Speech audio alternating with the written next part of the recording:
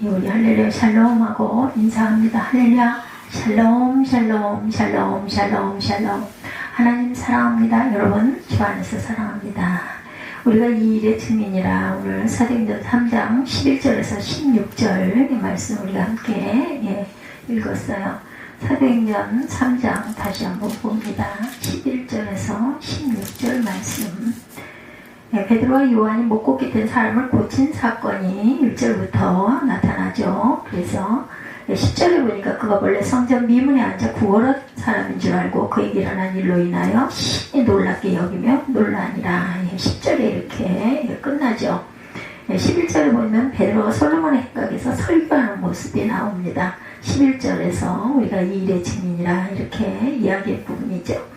나온 사람이 베드로와 요한을 붙잡으니 모든 백성이 크게 놀라며 달려나가 솔로몬의 행각이라 불리우는 행각에 모이거늘. 솔로몬의 행각에 모였어요. 베드로가 이것을 보고 백성에게 말하되 이스라엘 사람들아 이 일을 왜 놀랍게 여기느냐. 우리 개인의 권능과 경건으로 이 사람을 걷게 한 것처럼 왜 우리를 주목하느냐. 13절에 아브라함과 이삭과 야곱의 하나님 곧 우리 조상의 하나님이 그의 종 예수를 용화롭게 하셨느니라. 너희가 그를 넘겨주고 빌라도가 놓아주기로 결의한 것을 너희가 그 앞에서 거부했으니 너희가 거룩하고 의로운 일을 거부하고 도리어 살인한 사람을 놓아주기를 구하여 생명의 주를 죽였도다. 그러나 하나님이 죽은 자 가운데서 그를 살리셨으니 우리가 이 일의 증인이라. 오늘 제목이기도 하죠. 그래서 16절에 그 이름을 믿음으로 그 이름이 너희가 보고 아는 이 사람을 성하게 하였나니 예수로 말미암아 난 믿음이 너희 모든 사람 앞에서 이같이 완전히 낫게 하였느니라. 뭘로 인해 나았다? 믿음으로 나았다. 이렇게 말하고 있어요. 본문의 배경은 예루살렘 성전의 솔로몬 행각이죠. 신약시대 예루살렘 성전은 헤롯이 지었기 때문에 헤롯 궁이다, 헤롯 성전이다 라고도 했습니다. 헤롯 성전의 맨 바깥쪽에는 사방으로 울타리처럼 둘러있는 행각이 있었는데 이 행각으로 만들어진 안쪽의 뜰을 이방인의 뜰이다 이렇게 말해요. 이방인의 뜰은 문자 그대로 이방인들이 머무를 수 있는 곳. 이방인의 뜰 안에 다시 울타리 같은 행각으로 둘러싸인 성전 지역이 있어요. 이 성전 지역은 유대인들만 출입할 수가 있었습니다. 그러니까 구별이 되어 있다는 이야기죠. 담장에는 이방인이 출입하면 죽임을 당한다 경고문이 무섭게 붙어져 있었어요. 이 성전 지역으로 들어가는 문이 바로 무슨 문? 미문. 우리가 읽을 때 미문 앞이라고 이런 얘기 많이 하죠. 미문 안으로 들어가면 먼저 여인들 몸을 쓰는 여인들의 뜰이 있어요. 여인의 뜰에서 다시 네가 노루문이란 문을 통과하면 남자들의 몸은 남자들의 뜰 구별되어 있습니다. 이스라엘의 뜰이 나오는 거죠. 이스라엘의 뜰에서 성소 쪽으로 계단을 오르면 제사장들의 뜰이 나옵니다. 본문에 나오는 솔로몬 행각은 헤롯 성전의 맨 바깥뜰을 둘러싼 행각 중에 동편 쪽의 행각을 말하고 있어요. 이 행각은 162개의 거대한 기둥으로 된 3개의 통로로 이루어져 있고 행각이란 말은 헬라어로 스토아입니다. 스토아, 학파 이럴 때 스토아란 기둥들로 이어지고 지붕이 덮여진 복도, 주랑이라는 뜻을 갖고 있어요. 헬라시대 스토아는 교육과 강론의 장소이기도 했죠. 그래서 스토아 학파, 스토아 철학 이런 얘기를 많이 우리가 들었어요. 옛날 그리스 철학자 제노는 스토아에서 제자들을 가르쳤기 때문에 스토아 학파라는 이름이 붙여집니다. 베드로는 성전 스토아의 새로운 스승이 되죠. 본문의 배경은 바로 이 솔로몬 행각, 새 등장인물이 나오죠. 첫 번째 등장인물은 고침받은 병자가 본문에 등장하죠. 나온 사람이 베드로와 요한을 붙잡으니 고침받은 사람이 베드로와 요한을 붙잡았어요. 이때 그는 자기를 고쳐준 베드로와 요한에 이끌려 성전으로 기도하러 들어갔다가 나오는 길이었죠. 그가 베드로와 요한의 손을 붙잡은 것은 이유가 있었던 거예요. 첫째는 얼떨결에 고침을 받았기는 했지만 감사의 표현을 할 필요가 있었어요. 이제 정신을 차리고 사도들에게 감사의 표시로 손을 잡은 것입니다. 둘째는 자기에게 일어난 기적에 대해서 뭔가 설명을 듣고 싶었던 그런 필요를 느꼈기 때문이다. 왜 내게 이런 기적이 일어났는지, 왜 사도들이 자기를 고쳐줬는지, 어떻게 이런 기적이 일어날 수가 있는지 어안이 벙벙하죠. 근데 사실이고 현실이고 본인이 고쳐줬으니 할 말이 없어요. 그 기적이 어떤 의미가 있는지 이런 것들이 궁금했던 거죠. 그래서 정신이 조금 난 거예요. 그죠? 더구나 모여드는 군중들 앞에서 서운한 설명 또한 듣고 싶었던 거죠. 두 번째 등장인물은 모여든 무리들. 모든 백성이 크게 놀라며 달려나가 솔로몬의 행각이라 불리는 행각에 모이거늘. 기적의 현장을 목격한 사람들은 놀라움과 흥분이 가시질 않았어요. 소문은 삽시간에 퍼졌겠죠. 난리가 난 거죠. 미문 앞에 앉아 구걸하던 불구자가 일어나 걸었대. 대단한 특보예요. 그죠? 그가 완전한 사람이 됐대. 성전에서 나오는 사람마다 몰려들어옵니다. 고침받은 사람이 있는 솔로몬 행각으로 고침받은 사람을 보려는 뜻도 있지만 기적을 일으킨 사도들을 보기 위한 목적이었겠죠. 도대체 누가 고쳤대? 그런 일이 어떻게 있을 수 있어? 막 이러지 않았겠어요? 어쩌면 이들에게는 기적을 일으킨 사도들에 대한 관심이 아마 더 컸을 거예요. 어떻게 생겼어? 어떻게 하다가 고쳤대? 어떻게 해서 고친 거야? 뭐 이러지 않았겠어요? 도대체 어떤 인물이 나타나 이런 놀라운 기적을 일으켰단 말인가? 왜 이런 기적은 일어났을까? 어떻게 이런 기적이 일어났나? 기적의 주인공인 사도들에게 뭔가 확인하고 싶고 듣고 싶고 그런 거죠. 세 번째 등장인물은 바로 베드로와 요한이죠. 기적을 일으킨 장본인들입니다. 베드로와 요한 어쩔 수 없이 청중들 앞에서 설교를 시작합니다.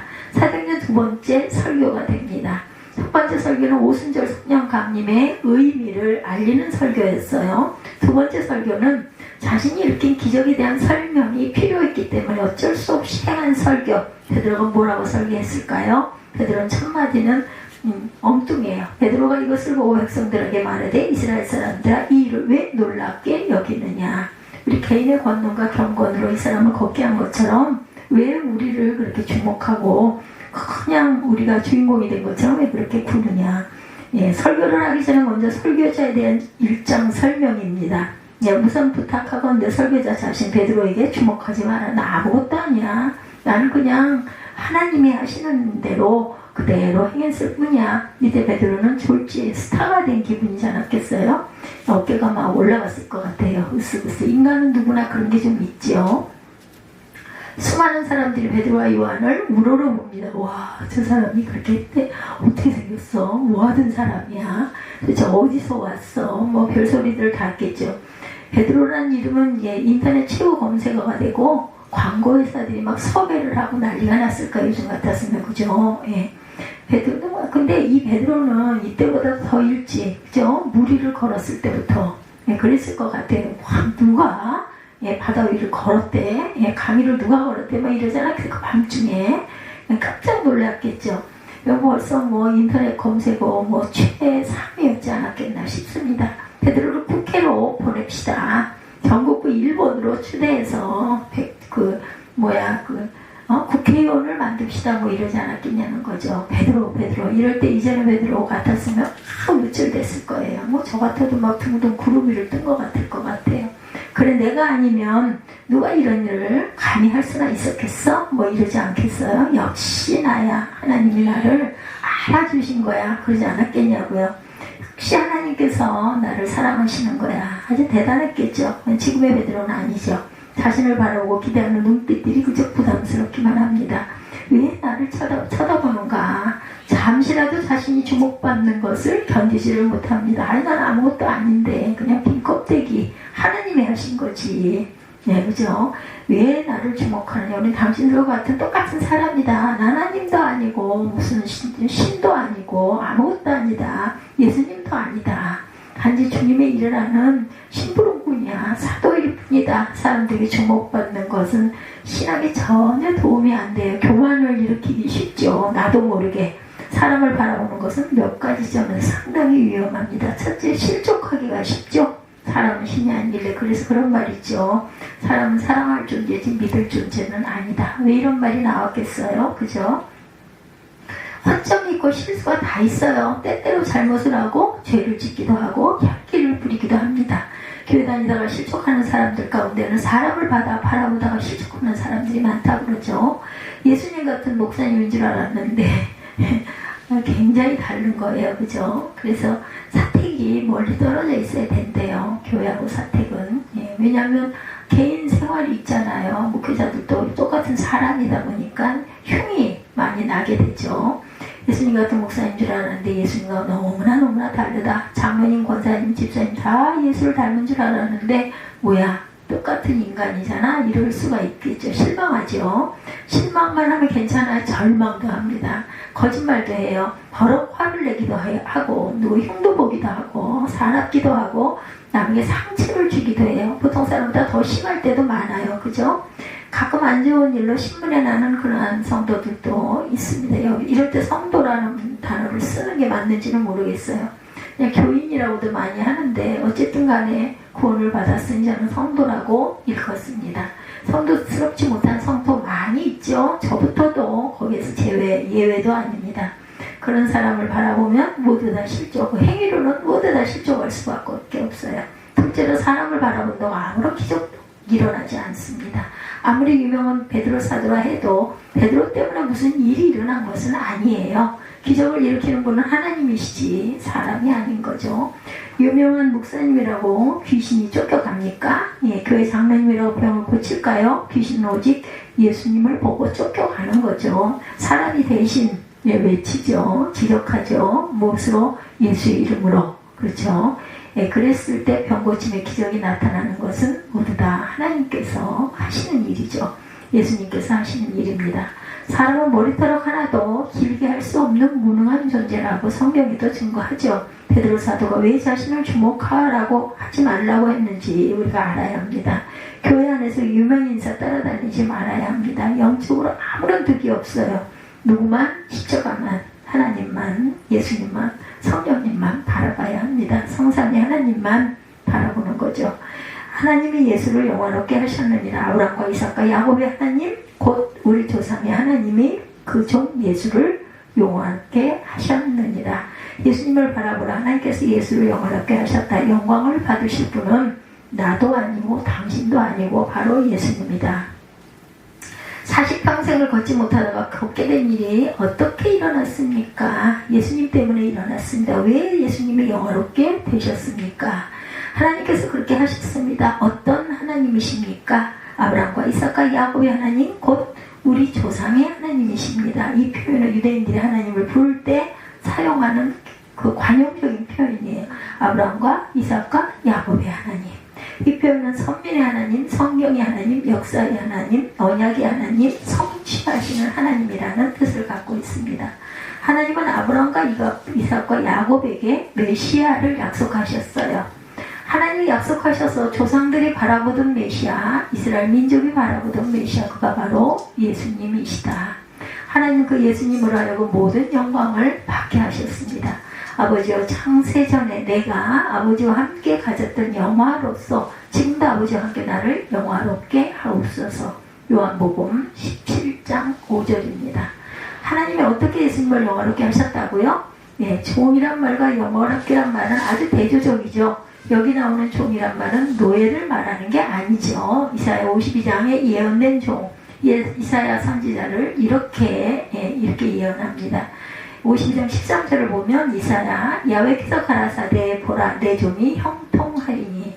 예, 주님께서 내 종이라고 했으면은 예수님의 자녀를 얘기하는 거죠. 받들어 높이 들려서 지극히 존귀하게 되리라. 여기 나오는 종은 사람의 종이 아니라 하나님의 종이죠. 내 종. 예, 내 종이 형통하리니. 예수 그리스도는 아버지께 철저하게 순종하신 하나님의 종이에요. 예. 얼마나 순종하셨어요? 죽기까지 생명도 내놓고 순종하셨죠. 아버지가 죽으라 하면 죽는 종이었다. 그래서 아버지는 그 아들을 한없이 높이고 또 높이시죠. 무덤에서 하늘까지 죽음을 이기신 예수, 무덤에서 살아나신 예수, 하늘에 올리우신 예수. 근데 우리가 부모잖아요. 부모인데 내 자식이 나를 위해서 생명을 버렸어. 순종해서. 그러면 저도 그럴 것 같아요. 그죠? 무엇이든지 다 내 속이라도 뺏어 줄 것 같고 내가 대신 죽어도 줄 수도 있을 것 같은 그런 마음. 얼마나 사랑스러웠겠어요. 그렇게 죽기까지 순종을 했으니. 그래서 보면 우리가 이 일의 증인이라고 말하죠. 너희가 저를 넘겨주고 빌라도가 놓아주기로 결의한 것을 너희가 그 앞에서 거부하였으니 너희가 거룩하고 의로운 일을 거부하고 도리어 살인한 사람을 놓아주기를 구하여 생명의 주를 죽였도다. 그러나 하나님이 죽은 자 가운데서 살리셨으니 우리가 이 일의 증인이라. 증인이 안 될 수가 없죠. 그 기가 막힌 걸 직접 보았으니. 유대인들은 예수님을 낮추고 또 낮췄어요. 본문에 너희가란 말이 반복이 됩니다. 너희가 넘겨주고 강도를 석방하고 너희가 주를 거부하고 너희가 죽였도다. 그런데 하나님은 그를 살리시고 하늘로 올리우시고 영화롭게 하시죠. 이 말씀에서 아주 중요한 영적 원리가 있습니다. 오늘 우리가 행해야 할 첫 번째 의미가 바로 주님을 영화롭게 하는 일이라는 사실이라는 것. 우리의 첫 번째 본분은 주님을 높이는 일이에요. 주님을 영화롭게, 영광스럽게, 명예롭게 해드리는 것보다 더 큰 의무가 우리에게는 없습니다. 주님을 높일 때 하나님이 기뻐 받으시죠. 모든 신앙과 삶의 핵심은 예수님을 영광스럽게 해드리는 일이라는 거. 우리가 해야 할 사명, 우리가 해야 할 소명, 내가 뭘 잘해서 드러나는 게 아니라 하나님을 높이는 것, 하나님의 영광을 드러내는 것, 그것을 하나님이 기뻐하신다. 그 영광을 받으신다라는 거죠. 예수님을 영화롭게 하는 것이 예배의 목표입니다. 예수님을 영화롭게 하는 것이 전도의 목적이고, 예수님을 영화롭게 하는 것이 봉사의 목적이고, 예수님을 영화롭게 하는 것이 교제와 양육의 목적이죠. 우리 모든 삶에 예수님을 영화롭게 해야 될 의무가 있다라는 것. 주기도문의 첫 번째 제목이 뭐예요? 주의 이름이 거룩히 여김을 받으시옵시고, 이렇게 말하죠. 주님의 이름이 거룩히 여겨지게 하는 것. 어떻게 주님의 이름이 거룩해져요? 거룩이란 칭호만 붙이면 거룩해지는 것일까? 주기도문이 요구하는 게 뭐예요? 내 삶을 통해서 주님이 명예로워지셔야 한다는 거예요. 너와 나의 삶을 통해서, 우리 성도들의 삶을 통해서 주님의 이름이 명예로워져야 한다. 내 삶을 통해서 주님을 영화롭게 하려면 내가 하나님의 뜻대로 살지 않으면 안 되죠. 내가 바로 살지 않으면 나를 통해 절대로 주님이 영화로워지실 수가 없다. 내가 거짓말하는데 어떻게 주님이 영화로워지겠는가? 내가 음란죄를 짓는데 어떻게 주님이 거룩히 여김을 받으실 수가 있겠는가? 내가 방탕하게 사는데 어떻게 주님이 영화롭게 되실 수가 있는가? 내 말과 생각과 행동에 주님의 명예가 걸려있다. 내 가정생활에 주님의 명예가 걸려 있습니다. 직장생활에 사업상 만나는 인간관계에 주님의 명예가 걸려 있어요. 공부를 통해서, 사업을 통해서, 정치를 통해서, 예술활동을 통해서 하나님의 뜻대로 살아가시기 바랍니다. 자신의 있는 위치에서 하나님의 영광을 드러내고, 하나님의 자녀구나, 하나님의 제자구나, 직분자구나, 하나님을 섬기는 사람이구나, 이런 인정을 받는 저와 여러분이 되시기 바랍니다.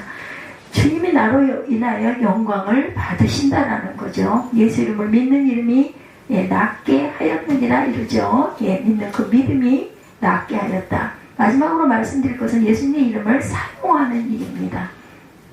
주님의 이름은 이 세상에서 가장 영화로운 이름이에요.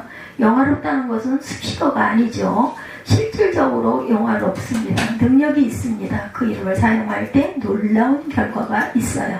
그래서 우리는 그 이름을 사용해야 되죠. 주님의 이름을 사용할 의무가 우리에게는 있다라는 것. 그 이름을 믿음으로 그 이름이 너희 보고 아는 이 사람을 성하게 하였나니 예수로 말미암아 난 믿음이 너희 모든 사람 앞에서 이같이 완전히 낫게 하였느니라. 뭐라 그래요? 예수로 말미암아 난 믿음이 너희 모든 사람 앞에서 이같이 완전히 낫게 하였느니라. 예수님의 이름을 믿는 믿음 때문이다. 예수님을 통해서 온 바로 그 믿음이 베드로 사도가 결론적으로 말하려고 하는 것은 예수님의 이름이라는 것. 그 이름을 믿고 사용했더니 기적이 일어났다. 당신들도 예수님 이름을 믿고 사용해라. 오늘 설교의 결론입니다. 이제는 이름을 사용할 차례다. 예수님의 이름으로 예수님을 구주로 믿는 믿음이 있다면 이제는 가만히 있지 말고 주님의 이름을 사용해라. 어떻게 사용하여? 주님의 이름으로 귀신에게 명령하고, 주님의 이름으로 병자야 일어나라 기도하고, 주님의 이름으로 바다여 잠잠하라 명령하시기 바랍니다. 주님의 이름으로 악한 생각, 악한 죄악이 물러가라 명령하시기 바랍니다.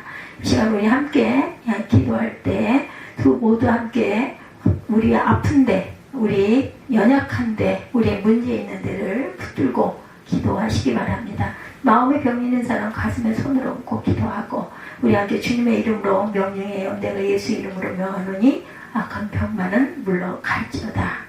마음으로 허리에 손을 대고, 마음으로 눈에 손을 대고, 마음으로 머리에 손을 대고, 내 육체를 괴롭게 하고 생명을 위협하는 모든 질병은 예수의 이름으로 깨끗이 물러갈지어다. 두려워하고 염려하는 걱정, 근심은 내 마음에서 떨어져 나갈지어다. 내가 예수 이름으로 명한다. 너희 악한 것들아 내게서 떨어져라. 나가라. 내 마음에서 내 몸에서 떠나 갈지어다. 나를 죄짓게 하고 염려케 하는 더러운 귀신들아 이제는 내 마음에서 내 몸에서 떨어져 나가라. 나는 예수님의 사람이다. 내가 예수 이름으로 명한다. 악한 귀신아 이제 더 이상 내 인생에 관여하지 말지어다. 형제를 미워하고 시기하고 이간시키는 악한 세력들아 내 인생에서 떠나갈지어다. 부정적인 모든 것들은 떠나갈지어다. 떠나갈지어다. 주여 우리를 불쌍히 여겨 주소서. 저희가 주님을 의지합니다. 저희를 깨끗하게 해주소서. 예수님의 이름으로 기도합니다. 아멘. 이런 기도가 저 여러분의 일상에 그냥 시시각각으로 순간순간 내가 어딘가가 아플 때 아니면 내 마음에 자신 없음이 들어올 때 두려움이 밀려올 때 예수 이름으로 떨어져 나가라. 나를 힘 빠지게 하고 나를 의기소침하게 하고 내가 하려 하는 것을 방해하는 그러한 내가 약해지게 하는 모든 악한 세력들은 물러가라 하고 기도하는 저와 여러분이 되시기를 주님 이름으로 축복합니다.